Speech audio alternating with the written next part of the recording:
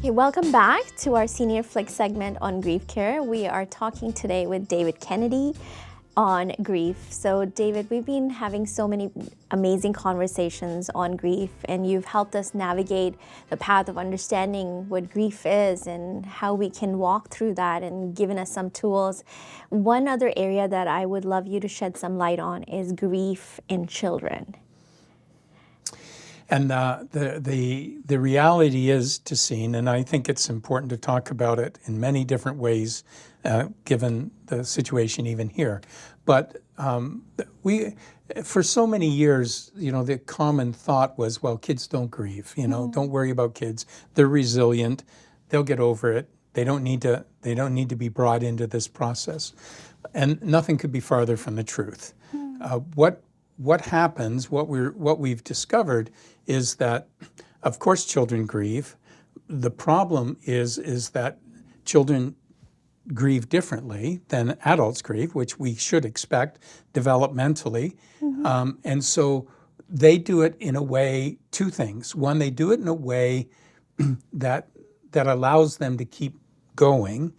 But there's another piece that's really interesting. They do it in a way that they see is expected of them by their parents.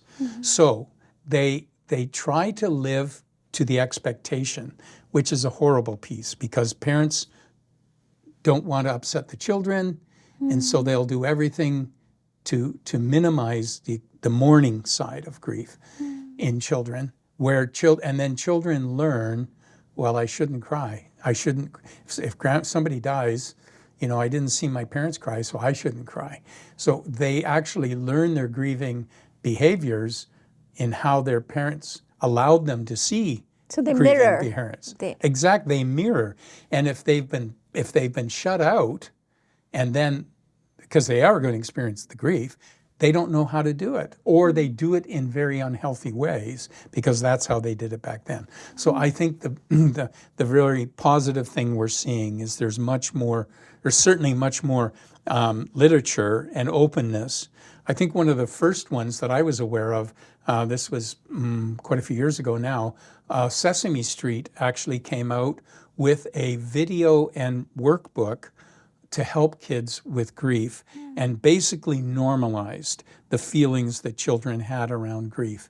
And that was such a helpful tool, because in many ways, for the first time in a major children's production, the topic of grief was explored safely in a helpful way. But I think one of the things that we have to look at, if we're talking about the way in which children grieve, and then we can talk about how do we help children in grief. Those are two different topics. But the way in which children grieve is quite unique. And we were fortunate at Hospice Peterborough to have a family and child specialist that worked in that. So she did some wonderful work, and I learned a lot from her. But one of the things that she would very strongly say to parents is that children can only grieve in chunks of time.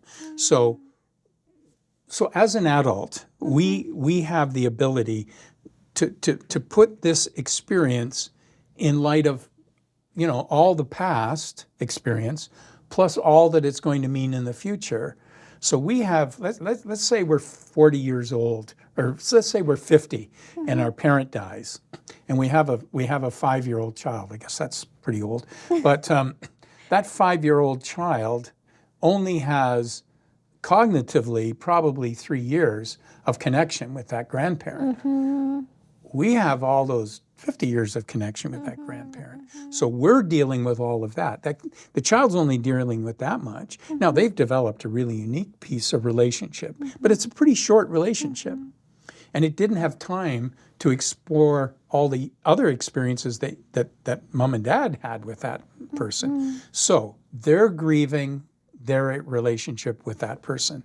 They're not grieving a long relationship, they're grieving this one. So we need to focus on that. We need to acknowledge that. We need to recognize that. The other thing is their grief can only be done in short spans of time.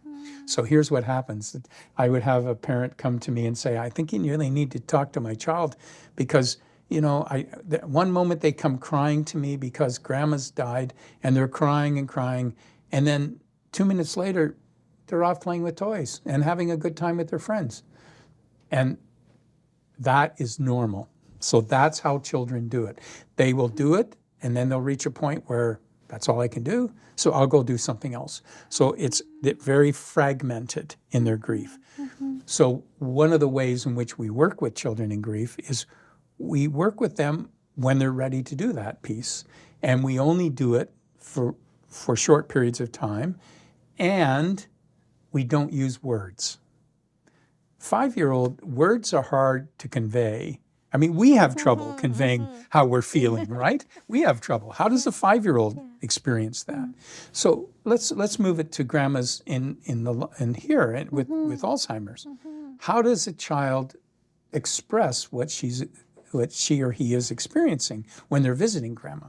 Again, words are very limited, so we use a lot of visual arts. So let the child draw, let the child play, let the child, how do they express emotions? Most children will express it much better through art. And it doesn't mean they have to draw, they might like that. But you might say, choose a color about how you feel. And then let them go with that and then say, why did you choose that color? And there's a lot of ways in which we have to work with children to get to where they are beyond talk. And that's why, parents it's hard because let's say you're a mom and your dad just died, the child's grandfather. So you're grieving and now you have to care for your child's grieving, but you don't have the energy to, right? So it's really hard. I acknowledge that. And that's where, finding the help and the resources, lots of good book resources out there now to help parents deal with that. There's also this thing when parents want to protect, we were talking about that, because they feel it might be too overwhelming for children and the questions even during funeral planning, how much do we let children be part of the funeral? What age do they get to see the viewing? And all of those questions come in, and I think our inner instinct is we're trying to protect them. Right. And you've just hit the great word. So the word that I work with in parents is we have to change the P word. We have to change the word from protecting children to preparing children. So how do we prepare kids for what they're going to experience? So a great one is, should my child go to the funeral? I got that all the time. What age should we bring children to funerals? And my response was, we start at the age where they're curious enough to want to go. So if a 3-year-old or a 4-year-old understands that this is a funeral and grandpa's dead and the funeral's there and they want to go, then I say, yes, they need to go. But we need to prepare the child for what's going to happen. We have to change parent looking at a child saying, I need to protect this child, to how do I prepare this child? How do I prepare this child for what they're going to experience? So if somebody comes to me and says, should my child go to the funeral? What age is appropriate for them to attend a funeral? I start with, what's the child want to do? Does the child understand what's going to happen? That my child knows that grandpa died and that we're having a funeral, which is a time we're all going to gather. And so then I say, okay, so let's prepare that child to go. So maybe you need to take the child ahead of time, and maybe he needs to go and see grandpa. And if it's an open casket, if it's not an open casket, then that's fine. You can just talk about grandpa's inside. But you need to talk about, what happens when somebody dies. You don't have to get all detailed, but just the basics. They're no longer here, their body's still here, and we're going to look, and here's how I explain it, we're going to look after grandpa's body. We're going to help grandpa go where grandpa needs to go so that he will be okay. And because what does it mean to a child to know that somebody's going to get buried? Or how do you explain cremation to a child, right? So we have to think, and there's lots of help with that, I will say, there's lots of help. But I think the more we can prepare children for what it is, the better it will be for them. Nothing can fully prepare them, I understand, but we do what we need to do, and then we're prepared to answer questions, so whatever question gets asked, we have to be ready to answer it. And maybe in a way that we have to recognize what can they understand at this age. So one of the pieces around that to scene would be, sometimes many people have asked me, should I tell the child that his father suicided? And I would say to them, not at this point, if the child is very young. They don't need to know that. At some point in their life, they do need to know. That's not a secret that you hide. You need to tell them when it's appropriate. And that may be when they're, I don't know, that may be when they're 12, maybe when they're 14. I don't know, well, before 14, because we need to be realistic about this. So while we prepare them for things, we don't have to go into all the details.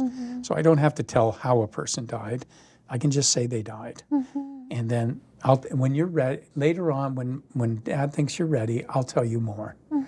So we can keep that going. But in terms of preparing them, so even let's talk about coming to the lodge and seeing Grandpa maybe who's been diagnosed with Alzheimer's or dementia. And maybe they live a long way away, so they haven't seen them for a couple of years. Again, it's not protecting them, not allowing them to see them, it's preparing them. Grandpa's going to look a lot different. He's not going to be the same person you know. Do you want to see Grandpa? And if they say yes, then I think we have to do our work in preparing what it might be like when we go and see them. So that's interesting, because I was going to ask you about, do you disclose the diagnosis to the children? And Probably, is it important? Yeah, probably it depends on their age. I mean, most diagnosis doesn't mean anything to a child of 5, 6, 7, 8. If the child's a teenager, I would say they have a right to know what that is. I think it could be helpful. So if they know their grandpa or grandma is going to die, right?